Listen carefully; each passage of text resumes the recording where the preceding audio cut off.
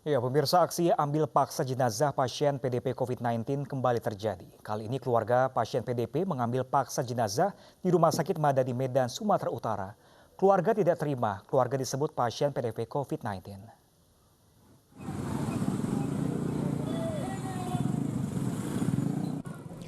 Ambil paksa jenazah pasien dalam pengawasan COVID-19 terjadi lagi. Kali ini di Medan, Sumatera Utara. Pihak keluarga cekcok dengan petugas Rumah Sakit Umum Madani karena menahan pengambilan jenazah keluarganya. Menghindari kericuhan, akhirnya petugas mengizinkan keluarga membawa jenazah ke rumah duka. Padahal pihak rumah sakit telah memberikan edukasi terkait status dan dampak COVID-19 ke pihak keluarga yang meninggal ini. Kebetulan pemeriksaan kita, gejala, kemudian hasil foto torak, kemudian tadi sempat di rapid test, semuanya mendukung ke arah ya wabah lagi virus COVID-19 ini. Jadi kita bilang itu pasien PDP, diambil secara paksa. Udah kita jelasi secara edukasi yang baik lah. PDP di Medan ini telah dirawat sejak 30 Juni lalu. Petugas rumah sakit mengategorikan pasien masuk dalam status PDP karena memiliki gejala COVID-19.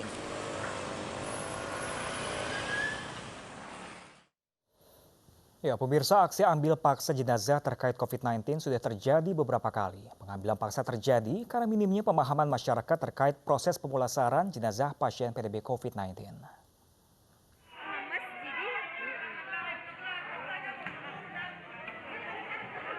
Direktorat Reserse Kriminal Umum Polda Sulawesi Selatan menetapkan 32 tersangka kasus pengambilan paksa jenazah pasien positif COVID-19 di Rumah Sakit Labuang Baji, Kota Makassar, Sulawesi Selatan pada 5 Juni 2020 lalu. 13 diantaranya ditahan di Mapolda Sulawesi Selatan setelah ditangkap pada 26 Juni lalu di sejumlah lokasi di Kota Makassar. Sementara 14 lainnya masih diburu polisi. Penetapan tersangka setelah polisi gelar perkara di Mapolda Sulawesi Selatan. Mereka pemahamannya cuma memahami bahwa yang diambil ini merupakan jenazah yang meninggal bukan karena COVID. Nah, sehingga mereka memaksakan keinginannya. Pasalnya itu tidak sama semua.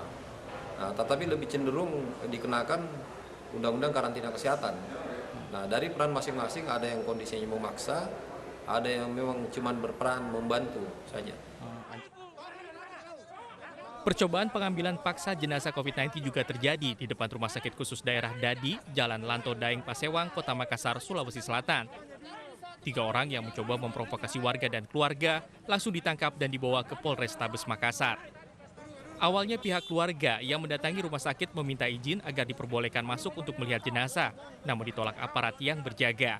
Polisi terus memberikan pemahaman kepada pihak keluarga agar menyerahkan pemulasaran ke tim gugus COVID-19.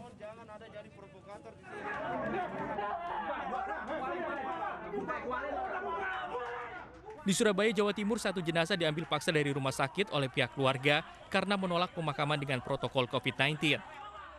Pihak keluarga menganggap pasien meninggal bukan karena corona.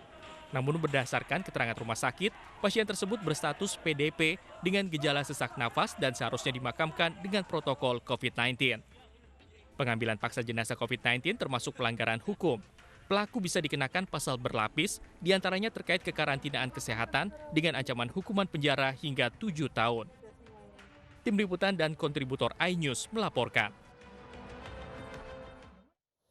Sementara itu, pemirsa, aktivitas berdagang di Pasar Gudang Tiga Raksa, Kabupaten Tangerang, Banten tidak mematuhi protokol kesehatan. Tidak hanya melanggar soal jaga jarak, sejumlah warga juga tidak mengenakan masker.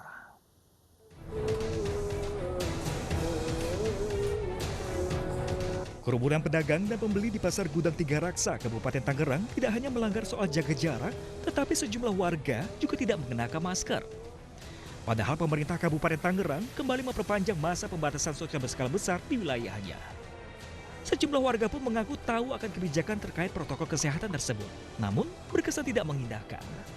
Kan lupa nih, pakai biasa nggak pernah dibuka. Pas waktu mau berangkat kebuka lagi. Emang nggak takut Pak, nggak pakai masker Pak? Ya takut sih takut. Bu emang nggak takut Bu, nggak jaga jarak di dalam pasar tadi Bu? Nggak, kenapa harus takut? Kita kan yang penting jaga kesehatan.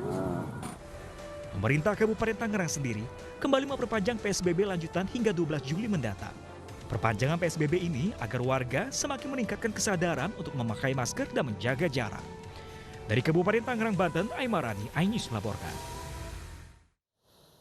Sementara itu pemirsa, rapid test digelar di sejumlah pasar di ibu kota. Pasar saat ini ditengarai sebagai klaster penyebaran virus COVID-19. Selain di Kelurahan Cipinang, rapid test juga dilakukan di Kelurahan Pisang Baru, Jakarta Timur. Rapid test dilakukan terhadap pedagang dan pengunjung pasar jangkrik tanpa adanya pungutan biaya. Pemeriksaan ini menargetkan 150 warga untuk kedua kalinya di lokasi yang sama. Hingga kini 14 dari 15 RW di Kelurahan Pisangan Baru berstatus kategori zona hijau dari kasus COVID-19.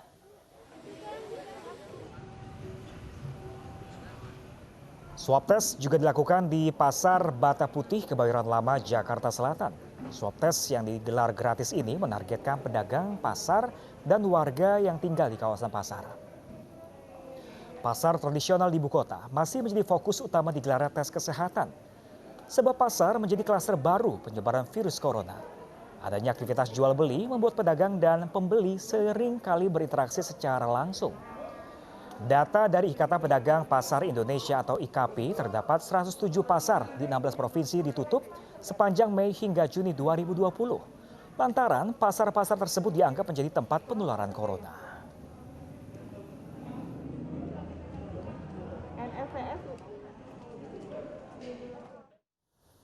Ya, pemirsa, rapid test juga dilakukan pada 75 anggota PPSU di Kelurahan Cipinang, Jakarta Timur. Rapid test digelar menyusul satu anggota PPSU yang dinyatakan positif corona. Sejak Jumat pagi, puluhan anggota PPSU mengikuti rapid test yang dilangsungkan di kantor Kelurahan Cipinang, Jakarta Timur.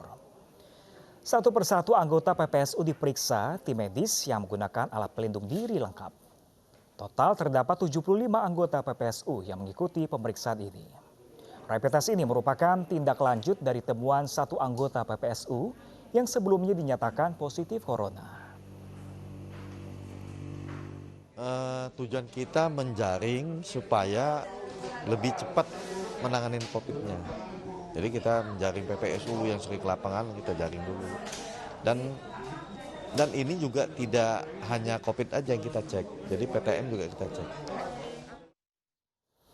Ya, pemirsa, data terakhir total kasus positif COVID-19 di Indonesia sebanyak 60.695 orang.